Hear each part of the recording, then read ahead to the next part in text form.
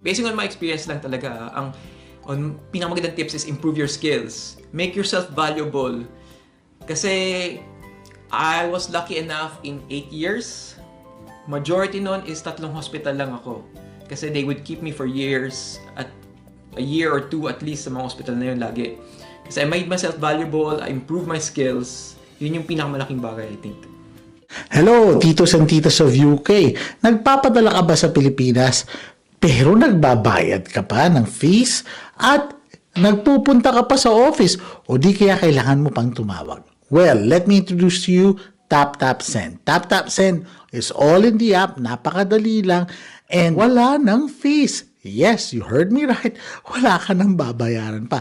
At mataas pa palitan. So, ang kagandahan niyan, pag ginamit niyo pa ang aming code, which is Pinoy UK, you get an extra 15 pounds on your first padala.